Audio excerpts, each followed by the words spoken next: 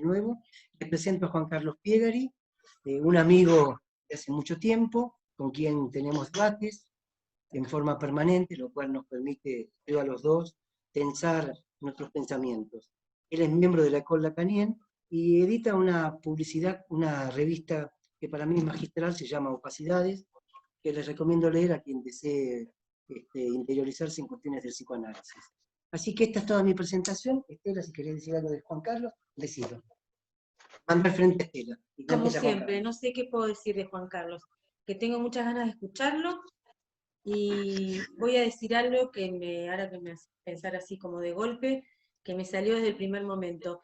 Quiero saber por qué tomaste mi artículo para hablar de esto. ¿Qué suscitó un artículo tan pequeño y que habla de, no sé, de cuando uno está transpirando la camiseta ahí adentro? O sea, no es teórico, sino que es de la absoluta trinchera. Entonces quiero saber qué suscitó en vos para tomarlo como punto de partida, por supuesto, lo que vas a decir que quiero escuchar. Bueno, entonces lo escuchamos a Juan Carlos, Sí, él va a hablar unos 30 minutos y después le haremos preguntas. Adelante, Juan Carlos. 45 porque no entró. Bueno, 45. Lo que él diga es lo que él va a hablar. Resulta que, primera cosa, voy a utilizar una figura, la del cocinero. Voy a prepararles un plato, espero que llegue al final, con 2 ingredientes de la casa. El primero es una anécdota que no sabía dónde me había venido, resulta que me la había contado Eduardo, que fue que Catherine Millot, ¿cuántos somos? Ay, no sé, ahora ya te digo. 20 y pico, creo. 30, Juan. 30. Que no te dé pánico ese número. Hay un número como para entrar y hablar. Dale. Bueno, resulta que esa anécdota me la había contado Eduardo, que se encontró con Catherine Millot en Santán, y le habló del libro Exsexo, y Catherine Millot le dijo algo así como que ese libro ahora no lo escribiría. El segundo ingrediente que voy a utilizar es el artículo de Estela, que yo invité a que lo haga, porque el texto de ella y mi texto en el coloquio del 2016, que se llamaba Despsicopatologización, versó sobre el mismo tema y produjo un poco de irritación ambos. Un poco bastante, te diré, por un lado. Bastante. Sí. Entonces, como fue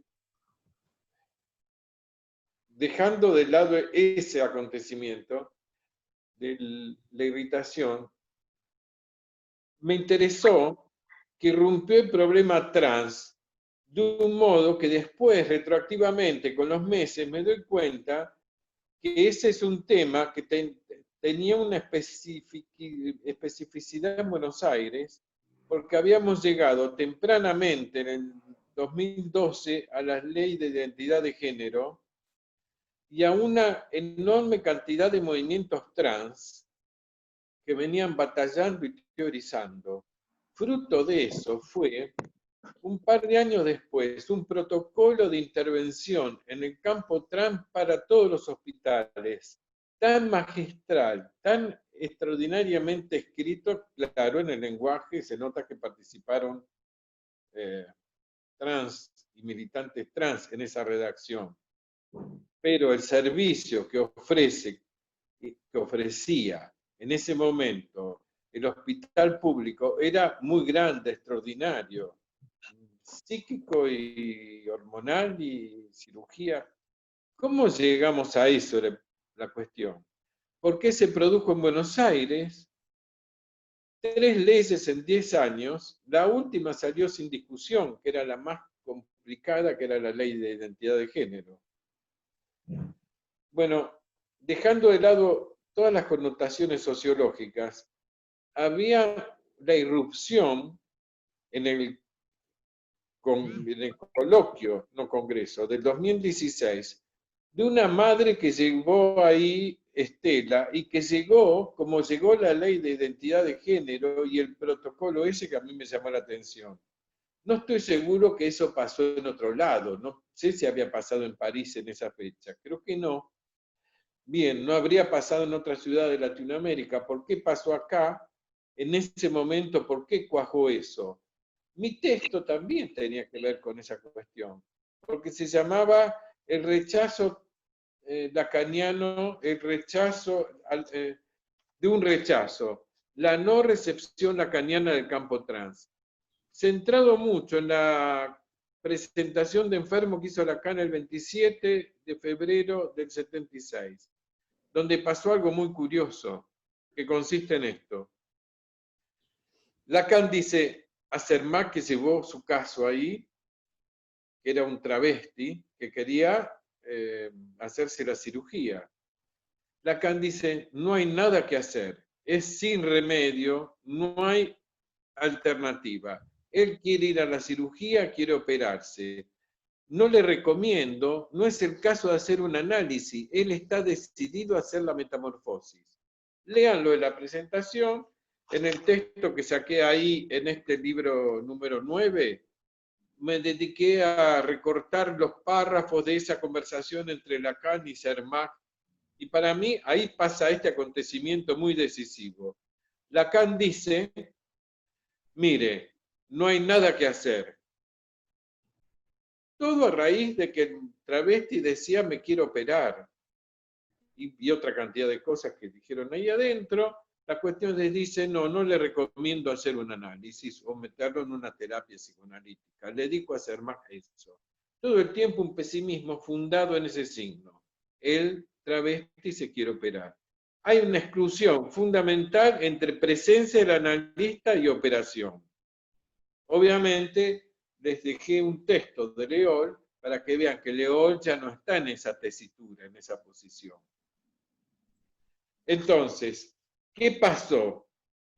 ¿Qué pasó en los dos casos? Primer caso, la anécdota de Eduardo, el libro de Millot. ¿Por qué no lo escribiría? Mi intervención, si fuera lo suficientemente larga o bien desarrollada, debería llegar a ese punto. ¿Qué pasó que Millot no puede volver a escribir el mismo libro? ¿Qué pasó? ¿De dónde vino el cambio? ¿Cuál es el cambio? Segunda cosa.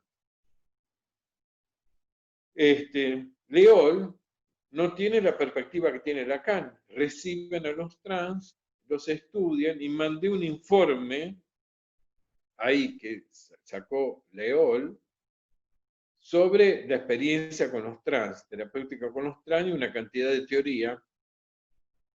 Retengan, porque es muy importante, que para el final vamos a establecer el viato causal por dos caminos, si llegamos. Es uno, el del capítulo 4 del libro de Catherine Millot, donde se ocupa de recordar los par de libros de Stoller sobre la experiencia con los trans, o este informe de Leol sobre la experiencia con los trans, que pone en circulación, especialmente está ahí, se puede leer, por eso lo mandé, el término que sacó Miller, que se llama feminización del mundo. Esta circulación de este término tiene mucho que ver porque no se refiere a secas a la experiencia trans. Digamos, del texto de Stoller a la feminización del mundo de Miller, que explica, que dice, que viene acompañando en este informe al hecho de que el trans es un síntoma de la época. ¿Qué le pasó a la época? Dice Miller, utilizan los discípulos de Miller esta expresión, el mundo se feminizó, feminización del mundo. Ahora bien, yendo al corazón del término, uno encuentra un enorme problema. La experiencia trans no es madre-niño. La experiencia trans es síntoma de la feminización del mundo.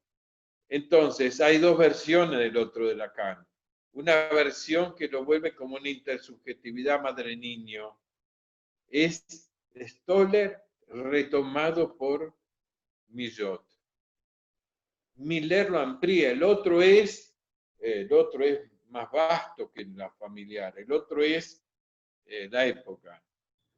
Es un término indeterminado, pero transformaciones de la época. Basta ir ahí, basta llegar al final ahí, como no creo que vaya a llegar, voy a tratar de señalarlo en el horizonte, ese es el núcleo del debate actual. ¿Qué le pasó a los trans en la acogida lacaniana? Lacan rebotó y lo retoman de cierto modo los millerianos. Ahora bien, insisto en el primer punto. Hiato, preparando la interrogación final ahí en esos dos lugares. Hiato es una discontinuidad, un hueco en la continuidad temporal o espacial.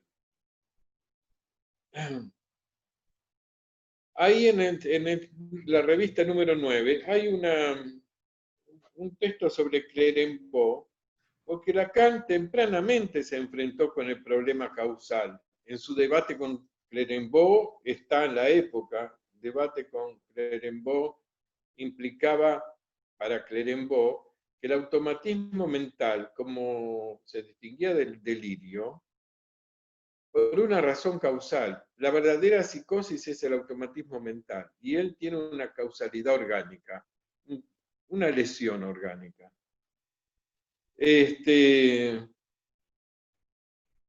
Lo importante es que en ese razonamiento, cuando se trataba de mostrar la causalidad de la psicosis, esta fase, Lacan lo cita muchas veces a Clérambault de distintas maneras según estaba la política de Lacan en ese momento.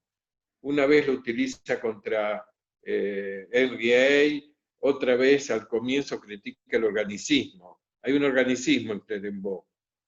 Pero después lo recupera hablando del mecanicismo de metáfora de Clérambault. No viene al caso hacer toda la historia, sino simplemente decir que en la explicación de la psicosis al comienzo había un debate causal fuerte. Lacan va a retomar la causa de un modo que no la abandona en el 76, Seminario de Lexington todavía habla de la causa. Ahí llego.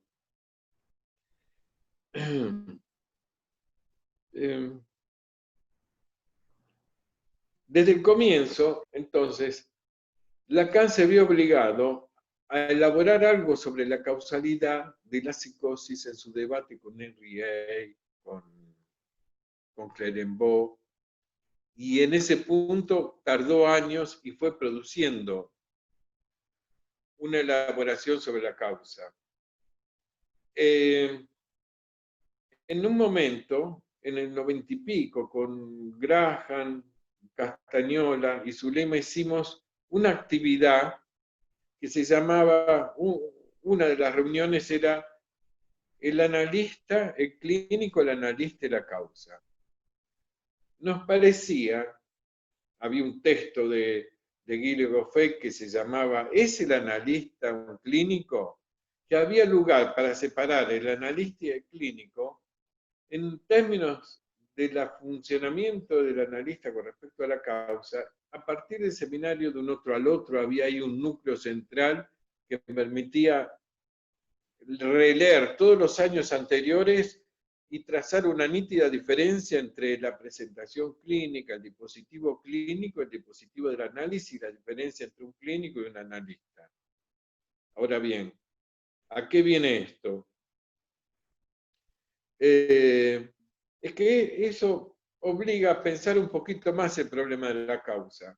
Me ayudó el poder psiquiátrico de Foucault. Foucault habla, recorre el espacio del encierro y encuentra que hay como dos polos. Se van desprendiendo. Hay un polo, que es, diríamos, el polo psiquiátrico, donde hay dispositivos como el interrogatorio, la presentación de enfermos, que tienen una relación a la causalidad al pasar los años. Mientras el polo médico quirúrgico, pone como ejemplo Villat, tiene otra relación a la causalidad. Ahora llego. Hicimos la sección clínica sobre Clerembault en el 90 y pico, participé yo, y gracias a eso me llené estudié mucho Clerembault y aprendí bastante y me impregné de muchos problemas. Además, repartieron el tratado de la membrana de Villat, que es como de 1600 y pico. Lo importante es que en el diagnóstico diferencial de la anatomopatología, Villat hace una correlación entre una lesión de las membranas y un síntoma médico. Es un campo de visibilidad, de correlación de dos cosas, síntoma y parte del cuerpo, lesión. Mientras que el polo psiquiátrico con respecto a la causa no podía proponer ahí ninguna correlación, ninguna visibilidad, nada del cuerpo que fuera una correlación entre lesión y síntoma. Él fracasó en eso, Clerembault, porque entonces en ese lugar no podía mostrar una correlación parecida a la que sí podía hacer la medicina.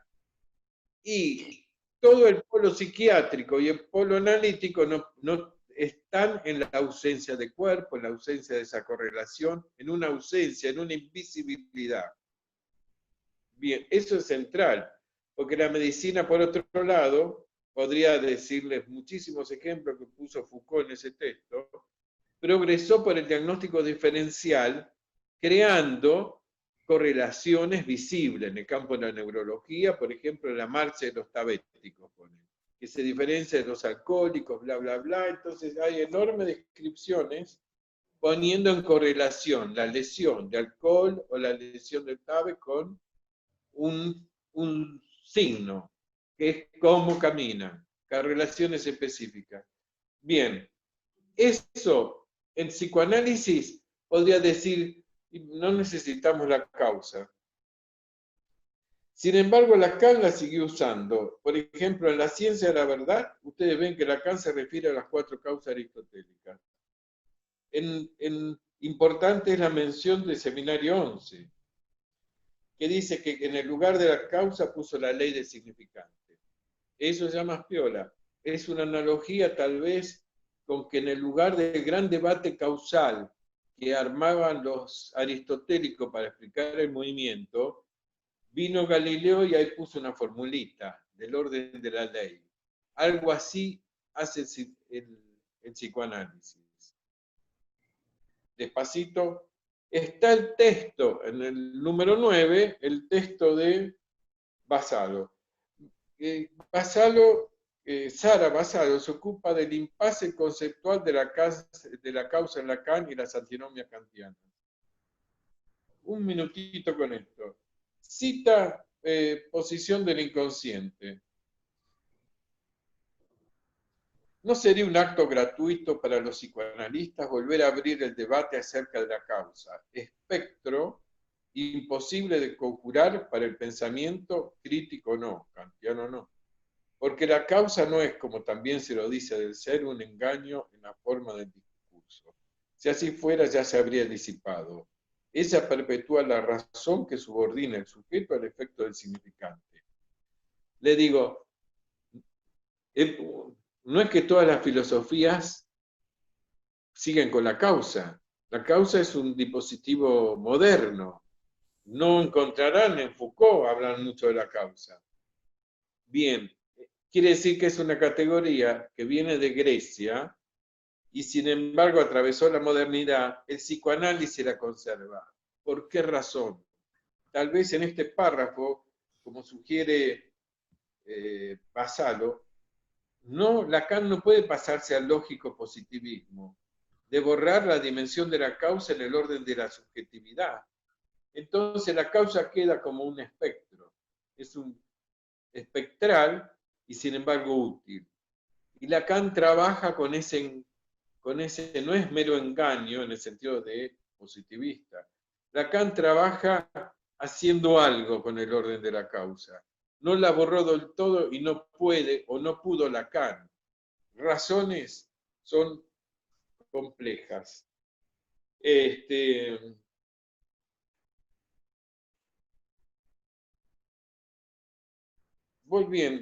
Yendo, tengo que hablar.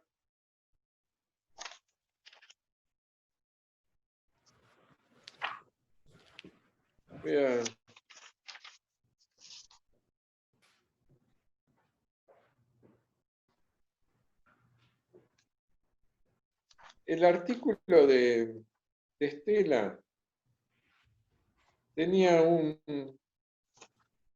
unos recuadros previos donde habíamos armado la edición de palabras de las madres, y ahí vamos a localizar un primer hueco, y cómo mejor no rellenarlo de cualquier manera. Decían varias madres, hablaban de la sorpresa que habían tenido cuando apareció el niñito trans. Normalmente el gran impacto es de niño a niñita cuando son tempranos. El padre siempre quiso un varón, decía la madre, me puse feliz cuando nació porque sabía que lo iba a querer. Cuando empezó el jardín y la maestra me llamó para decirme que se vestía de nene y jugaba con muñecas, no me animé a decírselo a mi marido, tenía miedo de que nos abandone. Creo que él se daba cuenta, por eso en casa, aunque quería jugar con las muñecas de la hermana, siempre se escondía y las vestía y les daba de comer. Le tenía pánico al papá, siempre supo que no lo iba a aceptar. A mí me costó doctora, pero al final es mi hijo. Ahora es mi hija y yo lo quiero como es. El padre nos dejó, pero yo me las arreglo trabajando todo el día para tener a mis hijos bien y darle lo que necesita. Yo no voy a dejar que nadie la lastime. Mamá de una niña trans de 11 años. Así son los textos recogidos que son el efecto, este efecto, el impacto de una madre hablando de eso, creo que llegó al coloquio a través de esa madre. Y me pareció que eso no estaba bastante bien recogido, no estaba bastante bien recibido. Eso es un problema.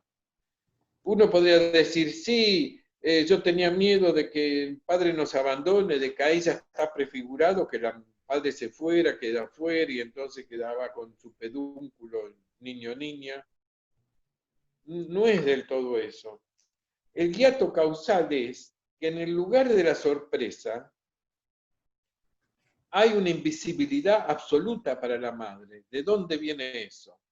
El lugar de la sorpresa es que, ahora vemos, llegamos a Stoller si llegamos, me faltan 10 minutos. Si llegamos a Stoller, hay un problema, no hay un razonamiento causal que te permita pasar de tal madre a tal niña, niño, niña. Ese es el hiato causal. Si no habría psicohigiene. Bien. Stoller lo rellena ese hiato. Stoller crea una visibilidad donde debería haber un hueco y un agujero, creo yo. Pero ahí estamos. En ese problema estamos. Lacan dice cualquier cantidad de cosas de lo. Lean Upir, lo que dice del trans. Es un sujeto equivocado. Se equivoca, confunde el órgano con el significante. Me parece que lo más importante es cómo interpretar la relación del madre a la niña, al niño o niña. Normalmente son casos muy precoces y normalmente las madres están doloridas y normalmente hay una sorpresa. Y además, entonces, entre la espera, la expectativa de recibir un niño o una niña, de repente irrumpió un niño que se vuelve niña. Vean ustedes que no hay casos, muchos, ni se habla mucho de las niñas que se vuelven niños, o de la transformación al revés. Y eso creo que es por algo de la cultura también.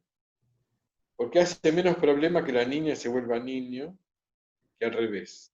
es más escandaloso el corte del pene. Ahora bien, en ese punto entonces, el hueco se arma, se prefigura entre la expectativa inicial que tienen todos los padres y ese grito de dolor: ¿qué pasó acá? ¿Qué es esto? ¿Qué me pasó a mí? ¿De dónde viene? ¿De dónde viene eso? Viene de un deseo no reconocido de la madre. Bien. Yo creo que no parece que baste, porque Miller, por ejemplo, puso en circulación la feminización del mundo, el mundo, porque no le alcanza a la madre, y puso en circulación una aplicación de las fórmulas de la sexuación. En ese texto que les pasé del informe trans de Leol está, pone en circulación una interpretación de la sexuación en el campo como de la filosofía política, para dar cuenta de que el trans es un síntoma de la época. ¿Qué le pasó a la época? No a la madre. ¡Qué desplazamiento! Pero hay que llegar hasta ahí. Bien, si uno no promueve el problema, que quería visitarlos en vuestro dispositivo hace mucho para decirles esto, ¿no? Si no se recoge esto, todo pasa, repetimos Lacan, y lo peor, uno que repite Lacan. Lacan el 27 de febrero del 76, cuando está haciendo la presentación de Enfermo, le dice a su discípulo: lean Albi, lean el Tratado del Transexualismo de Albi. Albi es un, no me acuerdo cómo se llama ahora, me lo olvido siempre. Con Galantini le pedí que hiciera, llamamos, habló, le pedí. Hicimos algunas frases, recortamos, que no se las leo porque no tenemos tiempo, pero son frases que le aseguro que vale la pena leerla en voz alta. Otra vez, cuando uno lee en voz alta Millot, ¿por qué hay algo que no cae? ¿Por qué no perdió algo de su verosimilitud? No le digo nada si ustedes van a los primeros números de la revista de la APA y lean las interpretaciones de Garma de los sueños. Son buenas. Pero van a ver cómo la interpretación son de época también. No hay una interpretación transepocal. Bueno, les decía, Albi lee el transexualismo a partir de la cuestión preliminar de Lacan. El transexualismo es una extracción que hace del texto de Schreber, que Lacan subraya como esa especie de impulso de empuje a la mujer. El transexualismo se saca de ahí. Bien, o sea que del delirio de Schreber se lee la experiencia por años, incluida la presentación de Lacan. El delirio de Schreber es el puente, el trampolín para acceder a la experiencia trans. La experiencia trans se lee con el empuje a la mujer. Ahora bien, ¿por qué el delirio de Schreber se creó una afinidad? El trans es un psicótico. El trans es un, no sé, tiene una locura particular, sí, puede ser, pero pariente tan cercana, estrechamente cercana a Schreber, que por otro lado no se tomaba todo el trabajo que se toma un trans para transformarse. Eso lo insistió mucho de quien saqué la noción de género, que es despreciado, Ernesto Jonkin. Ella leyó un caso magistralmente leído, inteligentemente leído, de cómo, dice ella, sostiene, el género es transgénero. El género nació en los confines del mundo médico a raíz de las operaciones de los considerados intersex. Bien, analiza magistralmente un caso que se llama Áñez, que es un caso que lo tengo en el libro de Garfinkel, un caso extraordinario de cómo un chico llegó como mujer, a pedir que lo operen a manos del terceto que era Garfinkel y no me acuerdo quién más. Y logró ser aceptado como intersex en el sentido de que era una mujer, pero que tenía un pene normal, un escroto normal. Solamente tenía mucho estrógeno. Resultó, al cabo de mucho tiempo, que confesó que desde los 15 años, 14, tomaba pastillas de la madre, pastillas anticonceptivas. Entonces, que ese estrógeno que tenía le había transformado los caracteres secundarios desde el comienzo de su pubertad. Logró engañar a los médicos y se hizo operar. Lo importante es que hay algo de la dimensión del engaño, del trabajo que se tomó para engañar a todo su medio por años, y de cómo tenía un novio, de aprendió de la madre del novio a cocinar y a ser una mujer de la casa. Una elaboración social complejísima que no tiene nada que ver con el delirio de Schreber. La distancia es tan grande, la paciencia, el acomodo. Garfinkel relata eso. Género es transgénero, es una manera de decir que ahí hubo un pasaje del intersex al trans propiamente, pero que me dio un artilugio subjetivante. Y que hay algo más ahí. Hay algo más que no es a secas una locura, sino una locura capaz de ser trabajada, de tener paciencia, de engañar. Es la dimensión del engaño, ustedes saben, subjetivo un poco más, que Schreber no podía. Sigo, Albi, finalmente, bueno, Albi hace una teoría de los trans a partir de Schreber. Los trans son un empuje a la mujer. Y Lacan en Leturdi mismo, en Leturdi que debería tenerlo por acá, el trabajo, el informe,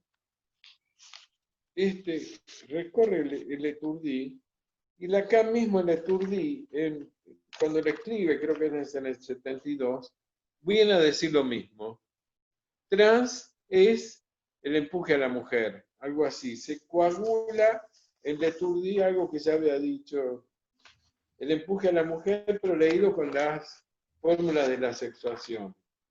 Eso quiere decir, si hay una alteración y no se escribe el padre en el sentido de la fórmula que dice que no a fide x, existe uno que dice que no a fide x, arriba del padre, arriba a la izquierda, si eso no se inscribe, sobreviene el empuje a la mujer. Entonces, a partir de allí, se lee, como lo lee Catherine Billot, a partir de la forclusión del nombre del padre, sobreviene el empuje a la mujer. No es sencillo, no es todo. Hay un problema más que aparece en el informe de Leol. No, probablemente no llegue hasta ahí. ¿Qué hora es? Tenés Faltan unos minutitos. 5 minutos. Tenés unos 5 minutos más y después pasamos a preguntas y Bueno, diálogo. un breve comentario del capítulo 4 de Catherine Billot. A ver si se puede visualizar mejor. Un poquito, mejor si leo. El capítulo 4 habla de Stoller, de la experiencia de Stoller con los niños trans. Lo importante es cómo habla Billot de eso. Cómo Stoller habla, y Billot no se despega de Stoller, creo. Dice, el transexual es alguien que se siente mujer y que siempre se ha sentido tal. Fácilmente pasa por mujer si va vestido de mujer. Es femenino, pero no afeminado.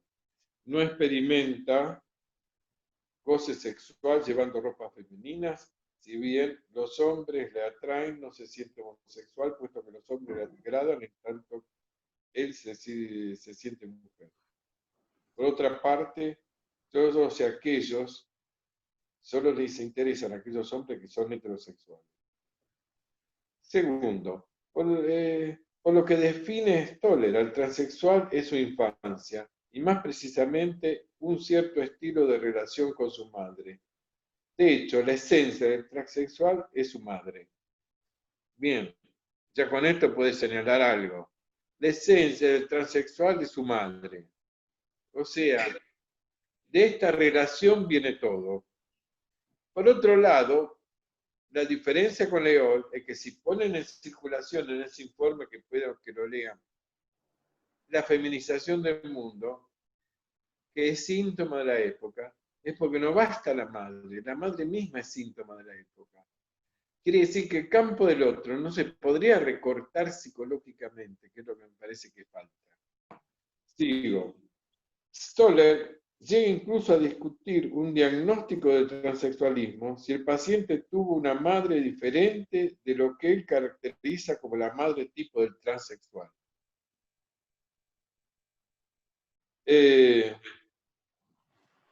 Estos niños parecen tener en común una relación privilegiada con su madre, marcada por un contacto corporal casi permanente. Insiste en eso. Ha dormido mucho tiempo con ella, que con su cuerpo enroscado le hacía un abrigo como si fuera el útero. Nunca se han separado, el niño ha vivido en la órbita de su presencia con la madre siempre, al alcance de la mano. En las entrevistas con Stoller siempre vuelve a tocarla. Nada los ha apartado jamás. La madre lo ha llevado a todas partes consigo, admitiéndole incluso en los momentos de su aseo, como si un puente los uniese permanentemente, dice Stoller. El padre no perturba ese dúo, ya casi no cuenta para la madre. Y después insiste en una cosa más que es como, estas madres está desprovista de cualquier ambivalencia en lo que le concierne a su niño. Lo ama con un amor que carece de hostilidad y hasta de seducción. Un puro amor que no contamina ni el eros, ni el demonio de la lujuria, ni el odio, digámoslo así. Ahora bien, ¿por qué tomarse este trabajo? Porque es todo así. Lacan dice el trans, Stoller dice, estos niños se caracterizan por tener esta madre, y si no tiene esta madre no es trans. Pero la madre es un conjunto de rasgos atributivos. ¿Para qué te vas a tomar el trabajo de hacer del FAL una función y al final queda embutida el fenómeno analítico en una predicación antigua y barata? ¿Para qué vas a dejar la predicación de la lógica clásica para entrar en una función si al final no lo usás? Bueno, se entiende, si esto es verdad, como dice Stoller por acá, estos niños, si no son tratados, devienen gente que se pide operarse después. Quiere decir que él piensa que este diagnóstico sirve preventivamente, hay una psicohigiene. Si uno construye un rasgo de madre jorobada, vos podés prevenirte de esa madre y tratarla. Ahora, el psicoanálisis es todo menos esto, no es preventivo, no es psicohigiene, ese es el hueco de la causa. Si hubiera una correlación causal, por así decirlo, en ese lugar, alguna variante, algún dispositivo que permitiera correlacionar una cosa con otra, esa correlación sería fuente de una gran psicohigiene, una gran psicoprevención.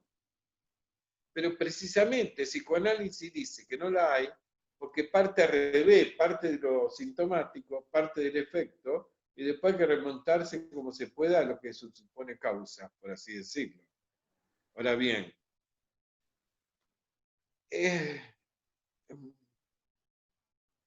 Stoller rellena el hueco y crea una falsa visibilidad, crea una madre trans, un prototipo. Esa es la estructura clínica, eso es la clínica clásica, eso es la objetivación clínica, eso qué tiene que ver con el sujeto, la subjetividad, la subjetivación, ¿qué tiene que ver?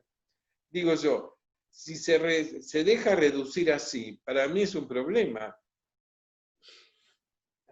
Bueno, el interesante es entonces la ampliación que hace Miller. ¿Tengo un tiempo? ¿Vale la pena? Mira, ya estaríamos en la hora como para abrir a la gente. Es algo que te parezca que es de suma importancia y que vale la pena tomar un par de minutos más, no más que eso. Sí, llevaría más tiempo, pero él no quiere. Si están cansados, si les interesa... Estaba tratando de escribirlo bien, pero me resultó difícil hasta ahora escribirlo. Si quieren, dejamos acá. Bueno, espérate. Juan Carlos. Veamos, claro, si les Claro, te propongo lo siguiente. Evidentemente es un tema que mueve, moviliza, y que me parece que lo has tomado por un punto que es realmente puntual. Cuando hablas de hiato causal, las referencias que vas manejando son muy interesantes para pensar. El ubicar el seminario del 64, donde me hiciste recordar que Lacan dice que respecto de la causa, algo siempre cojea.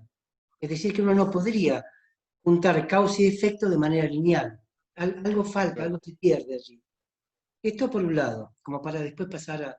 Como hay 45 personas que seguramente no todos van a poder hablar, pero sí hay gente que quiere participar, en todo caso haremos otra reunión con vos también, como hacemos siempre. Quiero contar algo de lo que vos decís de la anécdota. La anécdota a la cual refiere Juan Carlos Piegari es un encuentro que tuve con Catherine Millot en Santán, después de una conferencia que di. Y yo me acerqué a decirle algo de su libro. Y ella me dice, efectivamente, no lo volvería a escribir. Y vas a ver, Juan Carlos, por qué te quiero señalar esto. Y yo le pregunto por qué. Ella no me contestó, pero después me entero, porque me invitó a esa conferencia, que es Françoise Gorov, que ella fue a una emisión radial, comentó esta cuestión de los transexuales como víctimas de un error, y cuando salió de la emisión, la estaban esperando un grupo de transexuales para hablar con ella. No muy amigable. No de mala manera, pero firmemente le contaron quiénes eran. Es decir, que eso produjo un impacto en ella, donde salió de un territorio teórico y escuchó. Y a partir de allí reformuló, repensó, y ya no pudo sostener lo mismo. Esta era la anécdota que te había comentado. En este punto del hiato causal. Ya no habría algo de un deseo que repercuta sobre otro, y eso es responsable de que ese hijo sea de esta o cual otra manera. Y para cerrar este comentario, la presentación tuya es genial en ese aspecto, abrir a otras cuestiones, y no una imaginarización donde la relación madre-hija o madre-hijo sería casi responsable de lo que está ocurriendo, de donde se desprende la psicohigiene que vos señalabas. Esto quería aclarar con la anécdota. Y bueno, abro a quienes quieran preguntar. Los dos textos, tanto el de Estela como el de Layol, Juan Carlos nos lo ha enviado, así que quien desee tenerlo, veremos cómo se lo vamos haciendo llegar para que lo pueda leer. Y si hay tiempo, lo ponemos en pantalla también. Sí. Así que abrimos a quien quiera preguntar algo. Y Juan Carlos contestará. Buenas noches.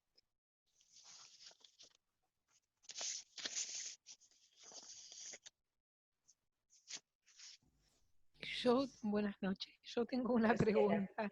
Adelante, Graciela. Buenas noches.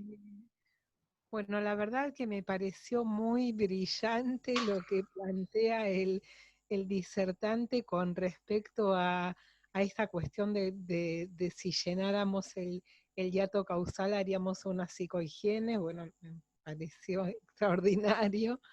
Y me gustaría escucharlo un poquito, exponer acerca, me interesa mucho el tema, de este deslizamiento a la madre atravesada por el mundo y el mundo como causa. Me parece me gustaría.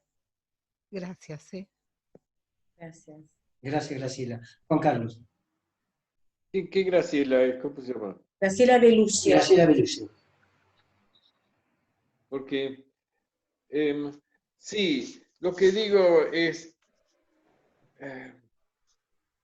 la sensación que me quedó es, leyendo estos artículos sobre la causa, que la causa es una referencia a usar de un cierto modo, que no hay que tomársela como literalmente para, en ese sentido, uno no podría decir esto es causa de esto otro. O sea que la causa es hay que hacer un manejo elíptico, indirecto porque en realidad el psicoanálisis no se produce, ¿cómo podríamos decir? No visualiza causas, no se trata de causas de algo. No, el campo ese está argumentado por el psicoanálisis, ocupado, argumentado de cierta otra manera. Entonces, nunca hay como una visualización directa de que esto sea una causa de esta otra cosa. Quiero decir eso, de que el psicoanálisis argumenta el determinismo más bien de otra manera, por así decirlo. Usa otro lenguaje, sin abandonar la referencia a la causa porque es ineliminable y que sirve como una cierta campo de localización del problema. Entonces tiene un manejo medio especial. Uno, cuando se habla del objeto causa, eso es toda una paradoja interna. Por lo tanto, ojo con la referencia directa. Entonces decía, la feminización del mundo es una expresión que proyecta Miller la sexuación. Yo le digo cómo interpretaron para hacerlo mucho más rápido. Tengo los textos de Miller. Miller es más sutil y los discípulos son un poco más derechos. Se trata en principio de esto, de que usan la fórmula de la sexuación para hacer una aplicación de filosofía política, un poco sociología. Dicen, ¿qué consecuencia tiene la no inscripción del padre? Típico de la psicosis. ¿Qué consecuencias tiene? No hay posibilidad de inscribirse como hombre haciendo del goce un goce fálico, tampoco es posible inscribirse al lado de mujer, porque tampoco se puede inscribir el goce dentro de un no todo. Goce fálico porque no está inscripto.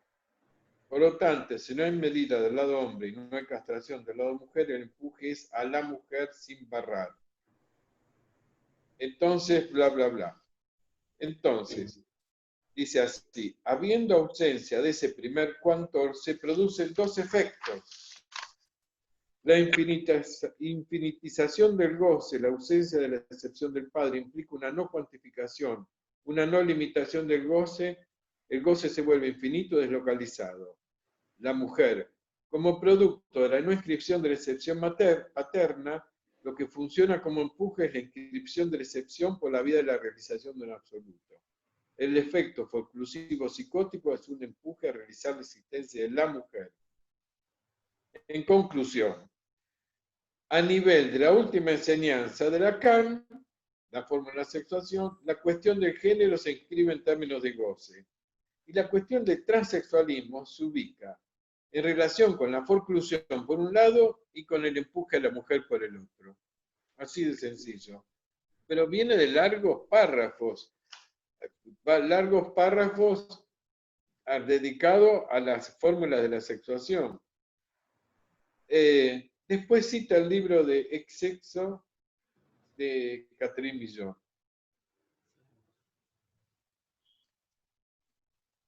Luego dice, biopolítica y psicoanálisis, la feminización del mundo. Tomando en cuenta estos desarrollos y en la medida en que los distintos países avanzan las leyes de identidad de género, ¿qué pasó? ¿Se escucha? Me parece que Jesús quiere hacer una pregunta. Sí. En la medida en que los países avanzan las leyes de identidad de género, ahí podemos considerar al transexualismo como un síntoma de la época. ¿Se entiende entonces? Que no hablé de esto. El cuerpo está desde siempre, desde hace mucho estatalizado. Uno no es libre de practicar la eutanasia, excepto hay una ley. la ley de identidad de género quiere decir que el Estado interviene sobre la ya estatalización del cuerpo. Si vos vas al hospital no te operan del pene. Quiere decir que hubo que hacer una ley. El cuerpo es un dispositivo jurídico, político, ya estatalizado. Entonces, el movimiento de reestatalización del cuerpo es de la época. Y hace falta muchas coordenadas de la época para que eso sea posible. La invención de la hormona, los avances de la cirugía.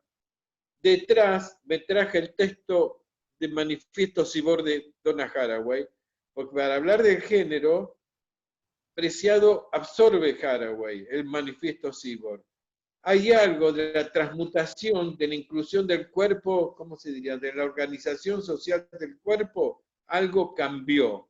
Hay nuevas tecnologías que incorporan, y la genética va a ser un lío más grande todavía. Eso no estaba, vino ahora, es reciente. Esas capacidades de introducir en el cuerpo sustancias y aparatos es novísima, absolutamente inédita. El fenómeno trans es inédito, tan inédito como el cyborg, como la hormona sintética. Y hay que entender eso, que hay posibilidades de intervenciones corporales que modifican algo en campo del otro, que no es gratuito eso. Y posibilidades de introducir prácticas nuevas sobre el mismo cuerpo y qué consecuencia tiene, que estamos viendo. Bueno, Juan Carlos, de ahí el En la problema... medida que interroga género, No te decía, de ahí el problema de la psicohigiene. No se podría pasar nunca a esto otro nuevo. Eso mismo, el cambio en respecto a las tecnologías corporales no lo podía prever ninguna psicohigiene. No. Además ya no es psico. El mundo psico quedó atrás. En la medida que el psicoanálisis se sigue queriendo inscribir en el mundo psico, va a quedar antiguo, como antiguo el texto de Billot.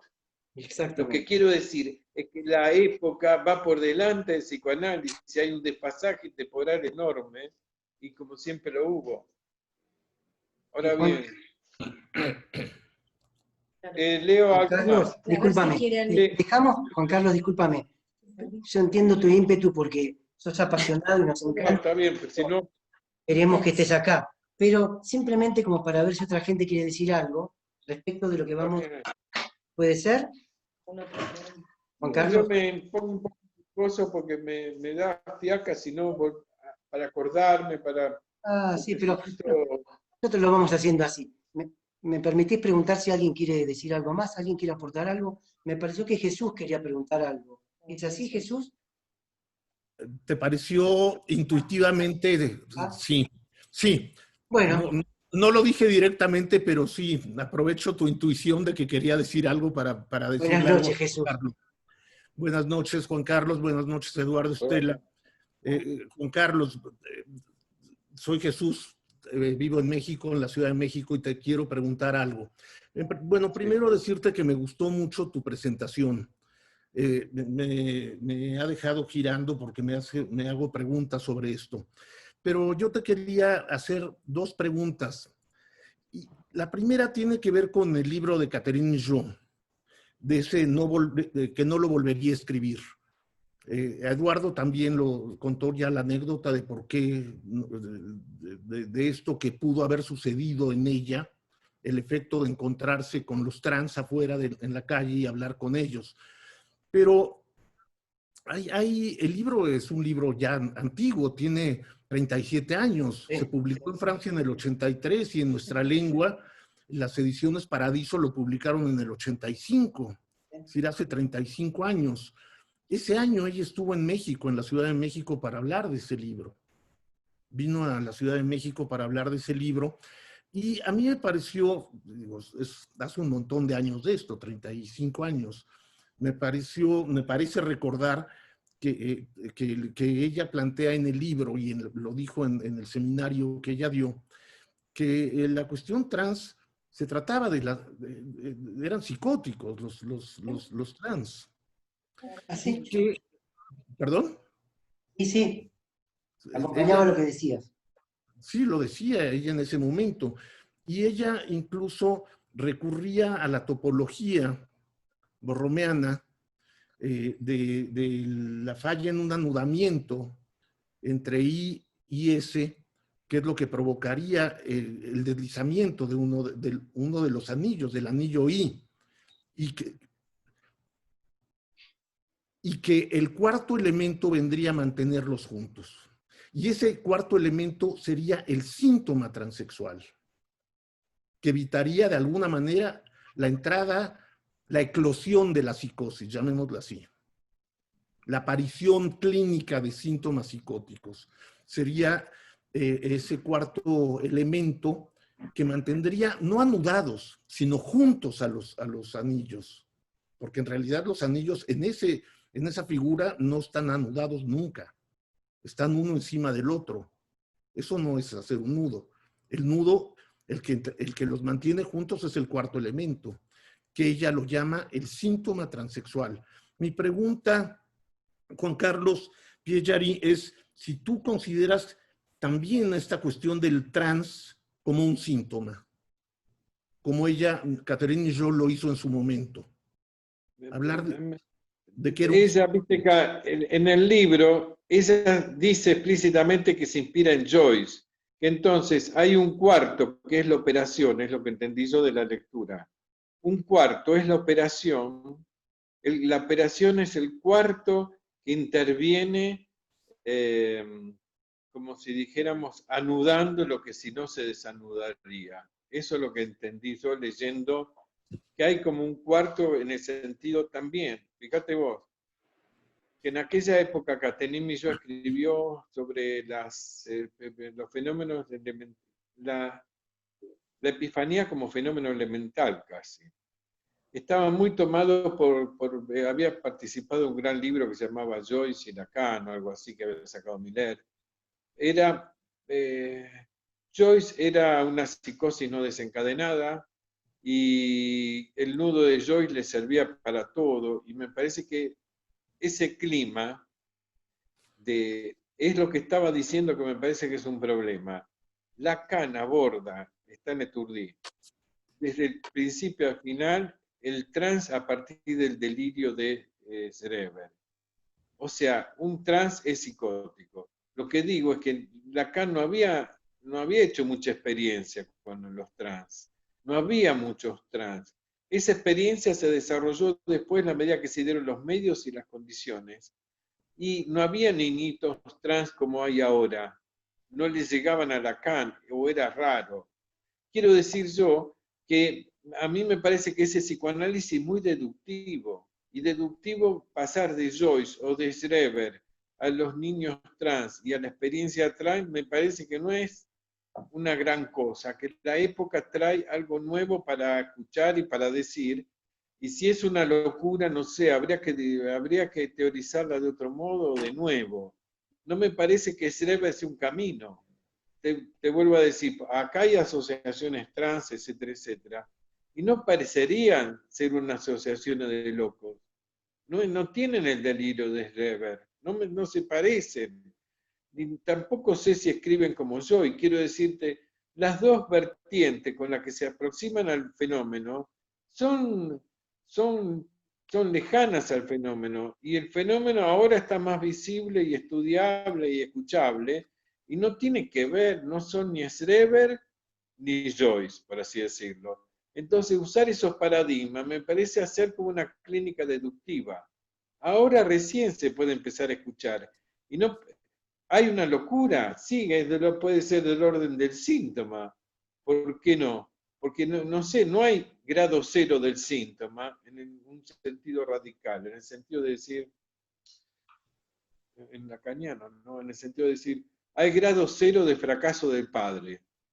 No existe eso.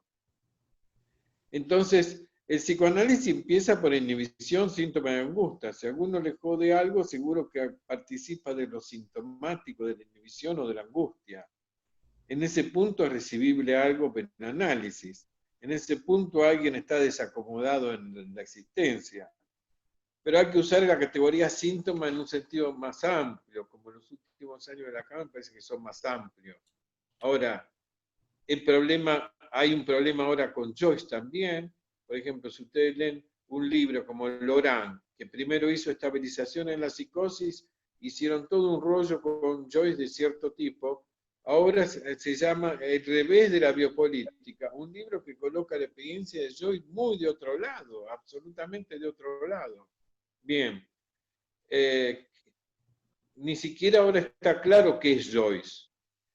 Bueno, usted decía, sí, el trans puede ser síntoma en la medida que demande a alguien que lo escuche. La experiencia quirúrgica no se hace sin que haya gente que lo escuche. O sea, es muy difícil que llegue derecho, de la calle al quirófano.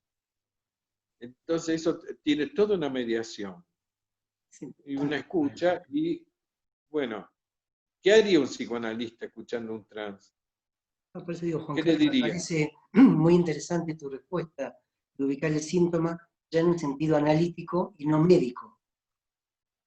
Sí. En el sentido de algo que El demanda. sentido analítico es que el síntoma Produce es como preguntas. cualquier vecino. Claro. Bueno, ¿hay alguien que quiera hacerle otra pregunta, Juan Carlos? No sé si te contesté, Jesús, no sé si te contesté, te dejó tranquilo mi respuesta. Sí, sí, con respecto al síntoma, sí. ¿Puedo agregar algo, Eduardo? Sí, vamos a habla. si puede hacerlo cortito que después va a hablar Raúl, pero sí. Alicia también. Discúlpeme, mi lugar en la noche es el del antipático, pero es la manera en que pueda circular. Sí, Jesús, tenemos 3 personas en lista de espera. Está bien, sí. A mí me parece muy bien lo que planteas con relación al síntoma, Juan Carlos. La cuestión, vuelvo a lo de los anudamientos, que el anudamiento que propone Lacan para Joyce se debe a una falla entre simbólico e imaginario, mientras que la falla que localiza Catherine Michaud en el esquema que está en su libro es nada que ver con lo de Joyce, a pesar de que en el renglón de abajo habla de esta analogía que tú mencionaste. Dice que el síntoma transexual tendría así una función estructural análoga a la que Lacan atribuye a la escritura de Joyce. Pero el anudamiento del cuarto elemento está en lugares diferentes en el nudo de Joyce y en el nudo que propone Catherine Michaud. Nada más quería aclarar eso. Gracias. Gracias, Jesús. Sí, lo que digo es que descifrar la nodología del trans también es, ¿cómo es? ¿Cómo distinguir ahí simbólico, imaginario, real, si hay otro? ¿Cuál sería el análogo del ego? ¿Se entiende? Yo ahí me parece que está forzado todo eso. Bien. Pero después puedo discutir por qué. Raúl, por favor. Tenés que el micrófono, Raúl, ¿eh? Tenés silenciado el micrófono. Puedes preguntar, Raúl. Ahí está. Sí. Hola, ¿qué tal? ¿Cómo les va?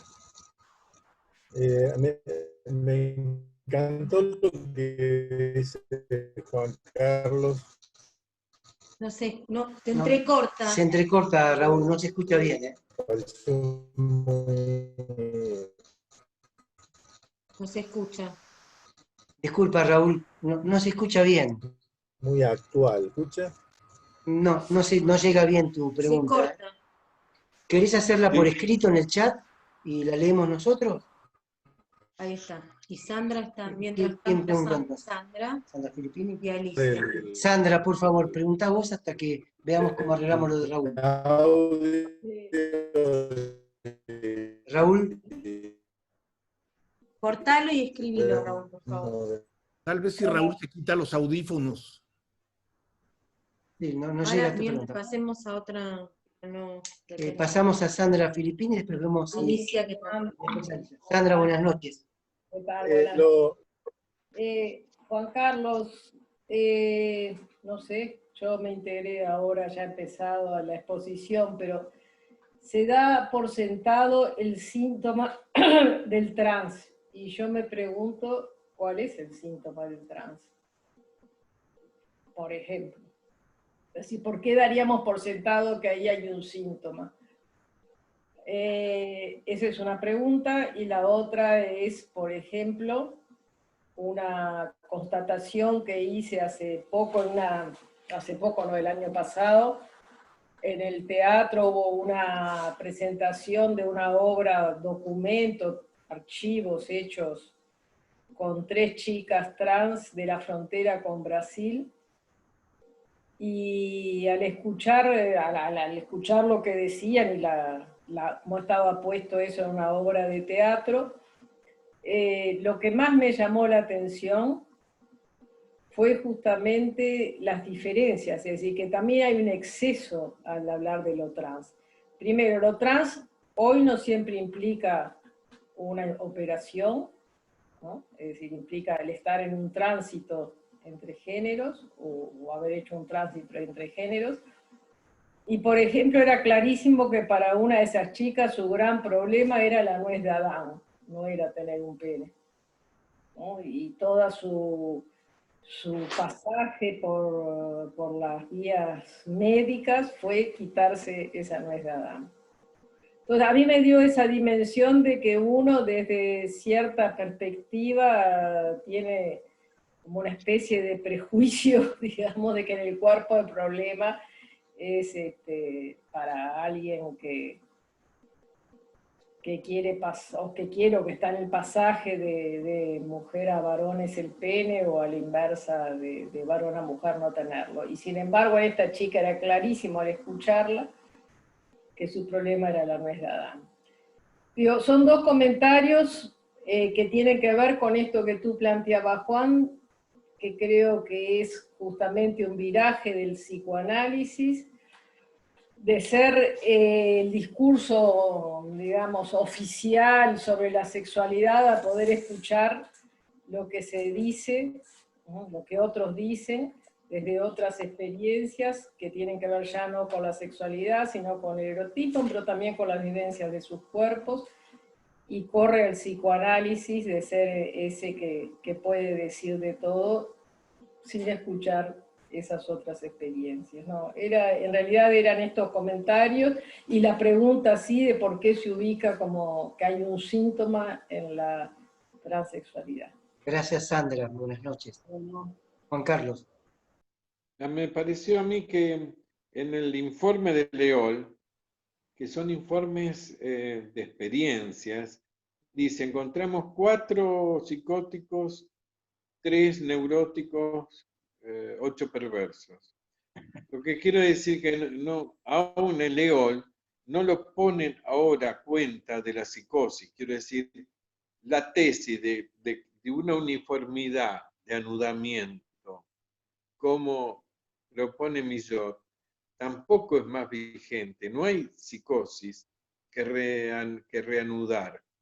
En Leol encuentran, o sea, la dimensión esa que dice Sandra es verdad. O sea, hay una variedad que escuchar, por lo menos no es todo reductible a la psicosis, por ejemplo. Entonces quiere decir que escuchando fueron descubriendo una heterogeneidad clínica. Segundo, me pensé que síntoma, en un sentido radical, es el correlato de lo que escucharía el analista, una singularidad de lo de cada quien. El síntoma es el correlato de lo escuchado, el soporte de lo analizable, de un cierto modo escuchable por un analista, que en eso son las diferencias, no el tipo. Por eso es extraño Stoller usado por Millot, porque no es, si una madre es las características, si una madre es reducible así, desaparece. No me refiero al síntoma en ese sentido del signo, el síntoma casi médico, no, el síntoma en el sentido más radical analítico implica el campo de lo escuchable, diferencial, específico, lo que de cada quien le pasa. En un sentido más radical, aludiría a la singularidad, por así decirlo. Pero bueno, se trata de eso. Abriendo, parece que adentro había más cosas que un psicótico. Y eso estaba tratando. Es verdad que yo hice hincapié en la operación del pene, pero es porque ese campo litigioso. También hay y el otro campo, digamos, preciado, pero también hay un montón de chicas que hacen transformaciones. Tenemos una amiga por acá, como Sasha Testa, un amigo, y es otra experiencia. No sé, yo no tengo la más mínima idea de cuál es el paradigma con el que se enfoca eso. Pero habría que escucharlo, porque si no, uno, imagínense, uno va a escuchar un trans, escuchás a Schreber o a Joyce, ¿qué es? ¿A dónde vamos? Y de lo que no habló Lacan, ¿qué hacemos? Estamos, no, digo, es ridículo el lacanismo, esto quiero decir. A ver, Alicia. Disculpa, Raúl, ¿ahora se te escucha? ¿Puedes hacer la pregunta? Raúl, que Sí. estaba antes. Buenas noches. ¿Se escucha? ¿Se escucha? Sí, se escucha mejor. Bueno, me gustó, decía, lo de Juan Carlos, porque en medio de quizás del hueso de lo que él trata de comunicarnos, aparece una cuestión que es la interpretación epocal, ¿no? Y me parece importantísimo eso, porque en realidad, incluso para pensar esto que acaba él de plantear Joyce, ¿por qué habría que pensarlo o trabajarlo de la misma manera en que lo pensó y lo trabajó Lacan? Hay una cuestión de época que necesariamente se debe vincular con las relaciones de poder. Me parece que no hay posibilidad de pensar un sujeto si no se lo piensa articulado con las relaciones de poder propias de cada época o predominantes en cada época.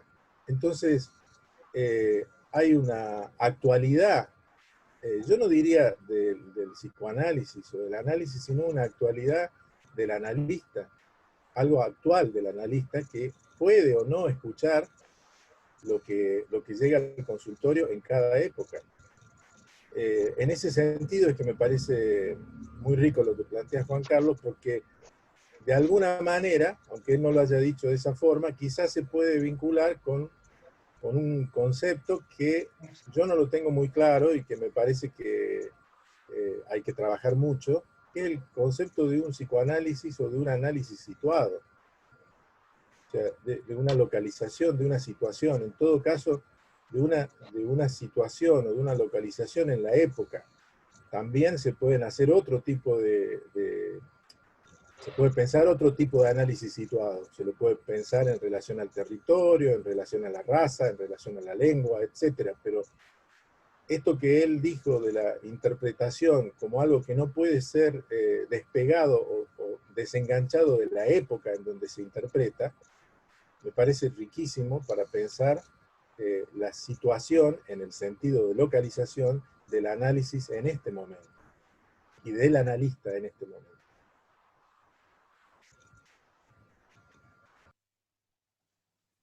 Gracias, Raúl. Juan Carlos, ¿querés apuntar algo de lo que acaba de agregar Raúl? Obviamente tendría para decir muchas cosas.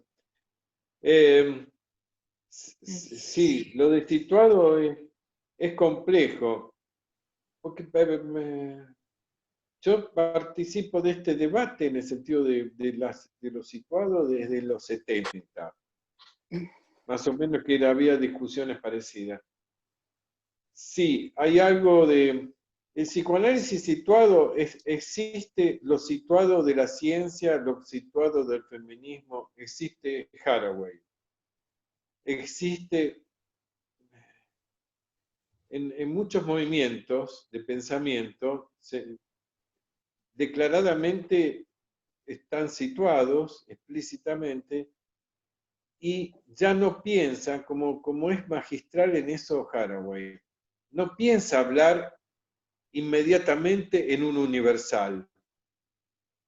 Bueno, de eso tenemos para rato. Hemos pasado por un montón de literatura colonial, postcolonial, feminista, que han trabajado más eso, que están más impregnadas por esas necesidades. El psicoanálisis por ahora parece que crea una comunidad internacional más con dispositivos más universales, en el sentido de, qué sé yo, es difícil decir cuál es lo situado de la noción de libido, bla, bla, bla. Quiere decir que hay una parte compleja que no es tan fácilmente situable, y otra, sí, la lengua en la que uno habla es situable, vocal, etc.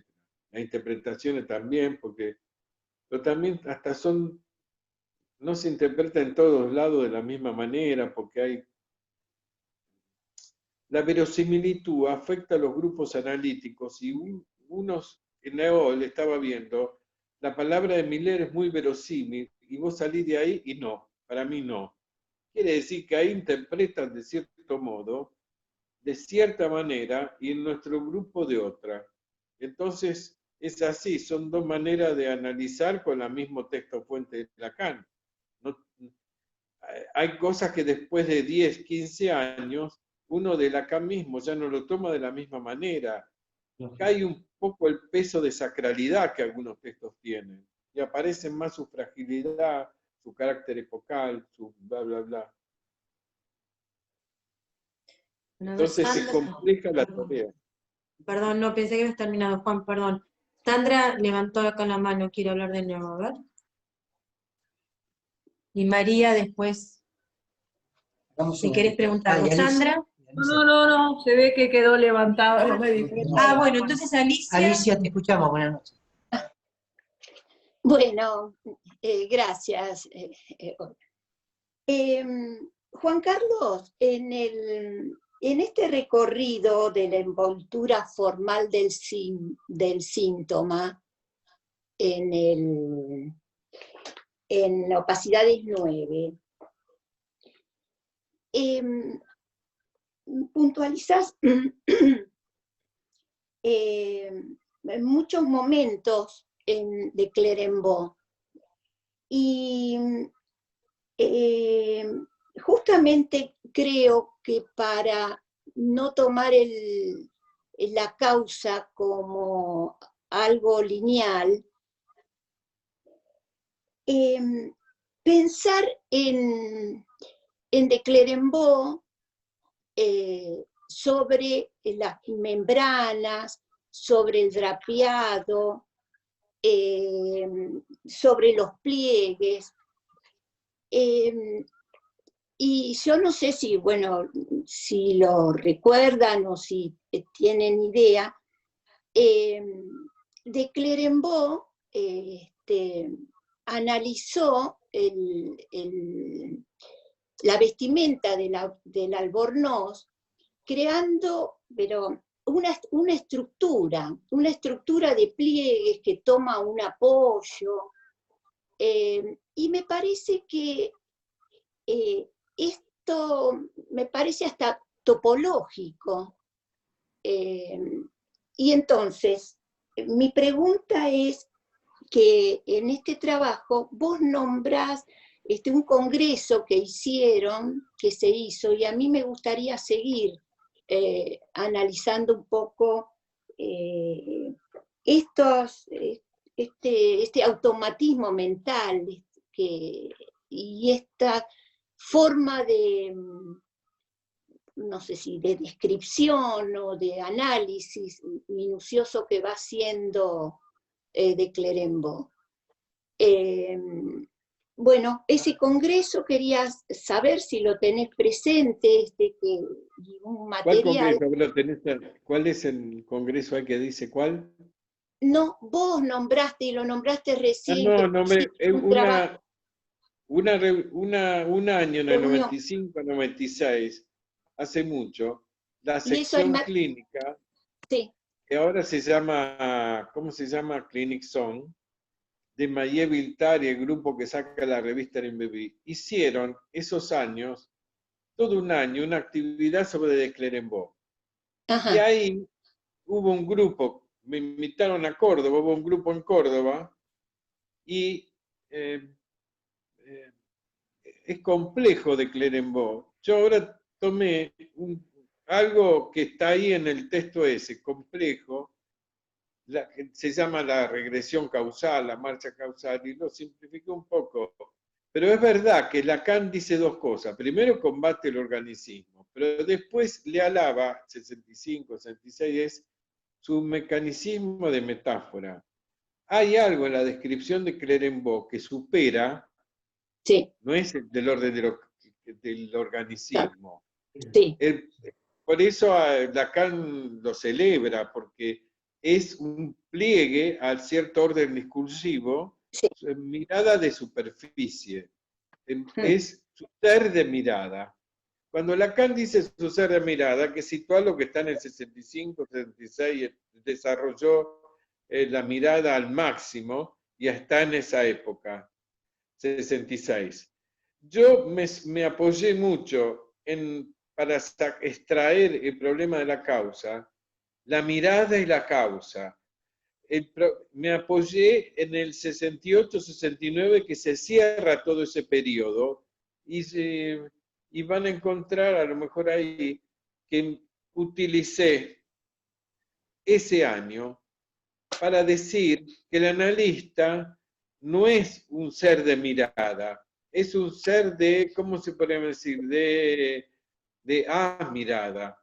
No trabaja desde el lugar del objeto, por así decirlo. Por lo tanto, Lacan explícitamente en las sesiones de junio de ese año, de un otro al otro, insiste en cuál es la posición del analista respecto a los objetos, a la mirada, por ejemplo. Y venía trabajando Velázquez, las meninas, toda esa compleja elaboración es para separar la función del analista y el sujeto del campo escópico. Bien, Clérenbault creía entender yo esto. El clínico es como, no sé, el clínico queda haciendo una descripción plegado a la superficie del síntoma. El analista hace una intervención sobre el campo del goce del síntoma. Y eso corta la superficie, recorta la superficie, la agujerea, hace otra cosa, es un agujero en la superficie de la mirada, por así decirlo. Bueno, entonces esa relación entre clínico y analista es una relación de la causa a la superficie, del corte a la superficie. ¿Lo repetí? ¿Podés repetir? No, que la relación del clínico al analista es como la relación de la superficie, de la mirada, a la causa, al corte de la superficie. El analista interviene en el campo del goce escópico, en el campo en que lo escópico hace presente el goce. Clérenbault no interroga el goce, describe formalmente, puntillosamente, y se vuelve lo negativo, el hueco en hueco, los pliegues de esa superficie sintomática. Él es, ¿cómo podríamos decir? Esa mirada, es su ser de mirada. Lacan, en cambio, el analista es el ser de la mirada, para decirlo sencillo. ¿Se entiende la diferencia entre lo que Lacan hizo? Es todo ese seminario. Bien, todo ese seminario hizo eso. El problema es que Clérenbault fue muy apegado a la descripción. Y hasta cierto punto, bueno, es todo un problema, cómo es la estructuración del síntoma en el campo clínico, como lo haría Clérenbault, el campo analítico. En algún sentido es complejísimo el problema porque Clérenbault no es Freud. Y hay algo de la intervención del campo transferencial en la descripción del síntoma, donde se implica el analista, que no es lo mismo que la pretensión que tuvo Clérenbault, para mí yo lo entiendo así, de ser objetivo, de ser pura mirada. Su ser de mirada quiere decir eso. El tipo no se contó ahí adentro, se volvió objetivísimo. Bien, eso es por efecto del dispositivo clínico. El clínico es un objetivador, por así decirlo. Creí entender yo. Juan, El acá tenemos analista otra no. pregunta. No sé si querés redondear algo de esto, porque acá nos hacen otra pregunta por chat, porque anda mal el audio. ¿Está? Te leo entonces la otra pregunta, Juan. Juan, ¿me escuchás? Sí, te escucho. Ah, bueno, ¿Me mira, escuchás? sí, perfecto. Acá María Mezquida, desde Mar del Plata, escribe, porque no funciona bien su audio, nos dice, pregunta si no podríamos encontrar en Paul Preciado, pudiendo leer el sujeto y el engaño en Agnes, Herculín, la hermafrodita, el hermafrodita de Foucault, también Sidoní Silac, la joven homosexual, habría engañado, entre comillas, a Freud. Cuando el otro se sitúa forzando una lectura, se producirá un engaño transferencial o de transferencias. Pregunta. No sé, me parece que una cosa es el engaño cuando se produce.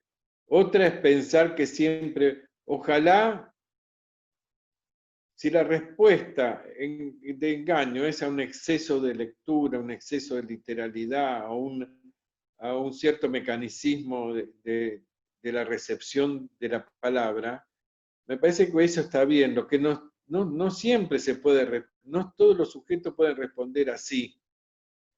Quiero decir, Herculín no es Áñez. Preciado subraya mucho la capacidad de engañar también de Áñez y cómo Herculín quedó aprisionado más mecánicamente en todo el dispositivo de la sexualidad. Áñez logró zafar, era muy sutil. Ahí hay diferencias individuales que no se pueden prever de antemano, o sea, tampoco hay ninguna correlación fija, tal cosa, tal otra. Me parece que el campo es muy... El campo sintomático me parece que es el de que indica que cada vida es una invención, diría Lacan por ahí, en esos años. En una invención quiere decir que es una respuesta frente a la falla de invención. Y eso además tiene una dimensión temporal, un trayecto temporal. Nadie puede prever de antemano lo que verdaderamente un sujeto es. ¿Qué es un sujeto? No es lo que recoge la presentación clínica, no es lo que recoge la fábrica del caso, es el negativo de esto. Eso es como la autopsia del sujeto. El sujeto es la capacidad imprevista de responder innovadoramente a lo que el otro le presenta. Eso es verdaderamente un sujeto, es el campo de la contingencia. No hay otra cosa, no puede uno pensar que el sujeto es la deducible, el cálculo. Quiero decir, por eso Lacan no agarra por el lado de lo positivismo lógico, no hay un dispositivo de cálculo, no hay psicohigiene, no hay prevención, no hay profecía. Por eso el psicoanálisis solo puede agarrar después las cosas, donde además se pone en sintonía con las vidas. Las vidas no son del todo la derrota, sino también cierta capacidad de sobrevivir a eso. Cualquiera que llega tiene ha inventado algo en su vida para sacarla adelante. Eso es el campo de lo sintomático. Cierta respuesta a la falla. Por otro lado, ponerla siempre al lado del padre monótonamente, tu papá falló, eso así no es. Bueno. No. ¿Alguien más? No sé si quiere decir algo o preguntar. En relación a esto del síntoma que se estaba cuestionando, Juan, yo estaba pensando, no sé si lo escribí en este artículo o en otro, algo sobre el síntoma que dicen Deleuze y Guattari en las 3 psicologías, particularmente del síntoma en los niños.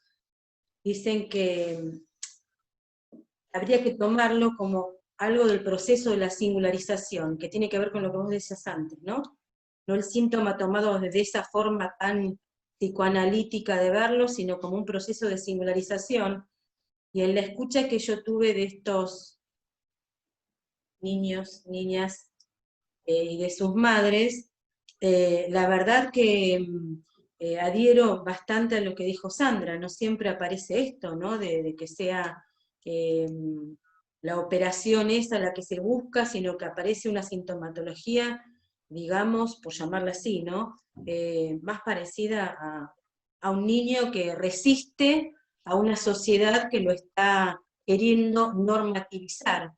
Tal vez en este caso por la cuestión de género, pero no más que una forma de resistencia. O sea que en esto sí adhiero totalmente a lo que dice Sandra, aclarando un poco que la sintomatología en mi escucha tiene más que ver con eso, ¿no? Con esta forma o este proceso en el que entran o en el que están a esa edad de singularización, no como un síntoma claro o típico de lo trans. Y por otro lado, algo que lo tengo que decir, había pensado no decirlo, pero lo tengo que decir, esto que vos decís de la escucha psicoanalítica, me ha pasado, dado esto que yo había presentado en ese coloquio que vos dijiste en el 16, ¿no, Juan? Alguien, un psicoanalista, me dijo que esto era por el deseo de la madre. Ese que nació niño, quería ser niña porque en realidad la madre quería tener una niña, con un reduccionismo tal que fue increíble, me quedé la verdad pasmada, no tuve respuesta, porque quien me lo dijo no era cualquier persona, sino era alguien que yo creía, o bueno, que uno escucha y lo escucha hablar y cree bueno, que hay cosas que ya no se dejaron de lado y sin embargo hoy en día esa escucha no estaba, ¿no? Se fue al reduccionismo o a esta cosa de categorizar o decir que la madre es un poco la causa, como decías vos antes, de que este A mí me niño parece quiera ser que, niño. ¿Cómo? por suerte encontré a Miller que hablaba de la feminización del mundo, lo que me ayudó un poquito a pensar que hay algo más complejo donde se inscribe la misma madre. Porque, y bueno, ellos hablan de cosas así, de algunas transformaciones de la actualidad que implica algo, un curso diverso para la vida, para la crianza de los niñitos, quiero decir, las identificaciones de los niñitos. Hay algo anterior a la madre en que estaría jugando. Bueno, eso, pero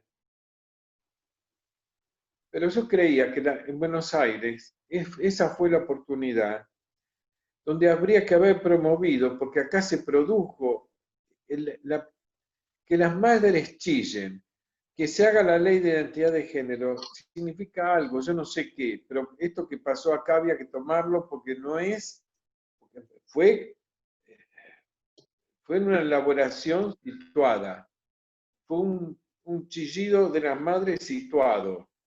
Ahora, una lucha, no sé, fue y sigue siendo. Sí, sí. En el Senado. Que antes de ese coloquio habíamos organizado en el Senado de la Nación, con Graciela Grana, Estela y yo, justamente una suerte de seminario, de propuesta, de jornada, específicamente sobre diversidad de género, donde fue la mamá de esta chica, fue otra mujer más que había sido criada por dos madres, dos mujeres, digamos, a presentar esto que está muy bien como lo ubicás vos, al modo de un chillido, de un grito. Que venía haciendo ruido. Claro, acá estamos. ¿Cómo nos van a escuchar? Bueno, como se nos va el tiempo, hay dos preguntas, Zulema y Sandra, que les pido si sigue con la mano o quiere que hagan la pregunta lo más precisa que puedan. Empezamos por Zulema. Zulema, te escuchamos. Bueno. Gracias. Bueno, primero contra el hablar, comentar algo con el hiatus causal que hablaba Juan, que me parece que, a ver, no es solamente en el problema de los niños trans o de los trans, sino que toda neurosis. ¿Quién puede llegar a poner el dedo en una causa? Y el otro comentario es con respecto al síntoma, que creo que en todo caso se trata de escuchar lo que cada quien trae como síntoma. Sandra hablaba de la nuez, qué sé yo, otros trans traen otras cuestiones, La de singularidad. pareja, de amor, y entonces me parece que tampoco se puede poner en primer lugar o poner como causa algo de la madre. Me parece que esto el síntoma habla, ¿no? Y eso es lo que se tiene que desarrollar en un análisis. Insisto, los trans vienen con distintas cuestiones, o la nuez, o la pareja, o el amor, y ellos despliegan algo de eso, del síntoma. Gracias, Zulema. Sandra.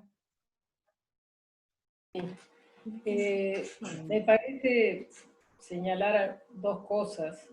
Una sería, la primera, la dimensión colectiva que no se puede perder en estos casos, porque cuando tú, no me acuerdo, Eduardo, decías, Colette Soler cambió algo o dijo que cambiaba su posición por lo que había escuchado. No Colette Soler.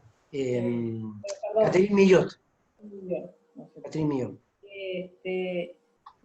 Me parece justamente que hay una dimensión colectiva y política, y como decía Raúl, de relaciones de poder que cambia totalmente lo que se escucha. Entonces, se puede colectivizar lo trans desde un lugar de una lucha y de una resistencia a ciertas normas, que de última son heteronormas, que regulan nuestro quehacer social, y que imponen un cambio en la perspectiva. El punto es, como recién decía Zulema también, que se escucha en un análisis. Entonces me parece que ahí están esos dos puntos que sí, como decía Juan Carlos, no es lo mismo Añez, que no es lo mismo que alguien que está viviendo una experiencia trans en el siglo XX, XXI, me parece que es importante tomar en cuenta esta dimensión colectiva y de ejercicio de poder que significa que es muy diferente a cómo entonces hoy se escucha de eso. A mí, si bien puedo captar la paradoja que está en eso, me cuesta mucho hablar de lo transexual. ¿No? De lo transexual genéricamente. Sí, es una experiencia, pero bueno, de ahí a lo que se escucha en un análisis, habría que preguntarse qué es eso. O más bien me lleva a preguntarme si puedo generalizar. Sí, como decía Juan Carlos, desde ciertas lecturas que lo tomaron como una cuestión universal, que los trans es todo lo mismo. Es decir, yo creo que si le doy valor a lo trans es desde la experiencia colectiva de lo que son las resistencias a una regulación heteronormativa. Y bueno, y hasta ahí. Y después en la experiencia del análisis habrá que escuchar a cada uno diciendo lo que tenga que decir de eso que le pasa, ¿no? Sandra, una cosita de lo que decís, pero es por esos gritos de esas personas que se manifestaron que uno puede concluir que quienes fueron o fuimos víctimas de un error no fueron los transexuales, fuimos los analistas. Totalmente. Hay que ubicarlo. Totalmente, justamente, y por eso decía o llamaba a este punto de cuestionarse que seguir hablando de lo trans, no sé si no nos deja de vuelta del lado al psicoanálisis del dispositivo de sexualidad. Sí, por eso... Desde el lado de lo heteronormativo. Exacto. ¿Sabés qué, Sandra? Esto que vos me decís me lleva a pensar que una colega me preguntó por qué escribí algo sobre las mamás, las madres de niños trans. Y en realidad yo no escribí sobre madres de niños trans, sino más que a pedido de Juan para esa opacidad particularmente, y en función de la presentación que yo había hecho, y ahí puse recortes de estos casos, de estas mamás particularmente, pero en realidad a lo que yo apuntaba en esto es a las madres, ¿sí? A esas madres que sufren cuando su hijo no es lo que ellas esperaban o no saben bien qué es lo que está pasando ahí porque son resistidos de una sociedad que los oprime, en este caso por el género, pero en otros casos por otro. El otro día le decía a Eduardo que con todo esto me hizo recordar a ese tiempo de la presentación y de la escritura, de una mamá, que yo no lo puse ahí, que en su primer cita me dijo, antes de decirme cómo era su hijo, que puede describírmelo así rápidamente, me dijo, yo le quiero hacer una sola pregunta. Que usted me diga si mi hijo, cuando sea grande, va a ser feliz. Es lo único que quería saber. No le importaba lo que fuera. ¿Entendés? Me parece que tiene que ver con esto que vos decís, va más allá de que sea trans, que sea esto, que sea lo otro. Lo que yo apuntaba era a las madres, a la escucha de las madres, ¿no? Cuando uno está con... Quiero agregar algo. Sí, Quiero agregar algo. Que me parece que cuando hablamos de trans no es por tomarlos específicamente, sino por señalar que se los puede acoger de otro modo. Porque en análisis creo que es uno más que habla, o una más que habla. Seguro, por eso es interesante la propuesta de Juan de traer esto. Claro. Sí, tienen razón en este Carlos, punto. y hacemos un cierre. Uno más que habla. Ahora, hubo que salir, se tuvieron que mover los trans a hacer la ley de género, y ahora nosotros decimos uno más que habla, porque hasta entonces era un psicótico remendado, pobre ser, que apenas, qué sé yo, apenas balbuceaba, y bueno, todo eso era un escrachado. En la categoría clínica era de lo último, porque venía después del traba. No sé cómo se ordena bien la clínica, habría que estudiarlo mejor. Pero en fin, digamos, en la categoría de la que abre el pozo que lleva la perversión, supónganse el trans, ya da la vuelta con la psicosis. Está en el fondo del tarro ese. Bien, eso era hasta entonces, porque además había toda la clínica por años en Buenos Aires, el lacanismo propagó una clínica identitaria, una psicopatología identitaria, el fulano, el obsesivo, el fóbico, Juanito, el otro, todo se llegaba a escuchar así. No podemos negar que existió eso. Sí, claro. Sí, por supuesto. Por eso la importancia de traer esto, me parece. Bueno, Juan Carlos, gracias por la presentación. No faltará oportunidad este mismo año para volver sobre el tema. Es realmente un tema que moviliza, que promueve debate. Me parece que ha sido rico el debate respecto de cómo cada uno se sitúa respecto de esto. El aporte de Zulema también. Es cierto, finalmente en una clínica de A1 no hay trans. Pero también es verdad que para llegar a eso hay que mover muchas veces es al analista que escuchaba desde ese lugar identitario. De ahí que decía que uno también fue víctima de un error. Que uno también compró ese psicoanálisis, que yo digo de universidad. Por eso es un error que diga esto respecto a la universidad. Pero fue mi tiempo, donde la neurosis, la psicosis, la perversión, los mecanismos fundantes, represión, forclusión, renegación, armaban categorías que permitían que uno se oriente para dar un examen, pero que impedían escuchar a alguien. Entonces el valor de esta presentación, Juan Carlos, entre otros valores de lo que has hecho, es volver a poner esta cuestión, que la escucha... Ojalá se pudiera. Sí, bueno, es el intento. Siempre es ese, se da por descontado, pero como yo tengo, como ustedes, como 30 años o 40 en esto, hemos pasado diversas épocas, y no sé por qué ahora llegamos a un momento en el que hemos cambiado, pero como si no hubiera existido aquella época, y de dónde venimos sirve para decir qué perdimos también, o que ya no es verosímil. Me parece que la clínica como una identificación identitaria, no va más. Recuerdo el debate que tuvimos con Aluch también en ese coloquio, porque Aluch vino a ese coloquio, estaba invitado, y cuando se habló de la presentación, creo que vos nombraste, la presentación de este, entre comillas, enfermo, al que Lacan le dice, pero usted no puede evitar que le crezca la barba. Sí. No me gustó esa intervención de Lacan. No, que bueno, que Aluch medio se molestaba, pero que fue una intervención de Aluch, de Lacan, apuntando que él no podía dejar de ser hombre. Pero también, a veces yo digo, somos hijos de la época. La otra vez, Susana Berkovich decía, si Lacan hubiera sido gay, ¿hubiera teorizado lo mismo? Posiblemente no. pero, estuviera en esta época. o estuviera en esta época. Pero creo que el valor de esto que vos traes hoy es justamente mantener ese hiato abierto, esa causa que cojea, esa imposibilidad de juntar causa con efecto, salvo que uno ponga allí poder, bioheteronorma. Y entonces el psicoanálisis no tiene lugar. Pero bueno, gracias Juan Carlos. Gracias a todos. Gracias a todos por estar aquí presentes. Y seguiremos miércoles que Un viene. saludo a todos. Preparen para el Que sábado somos lo que 18 que estamos. va a estar Ian Dinier Jesús, hablando de está los todavía Jesús. espacios. Saludos a México.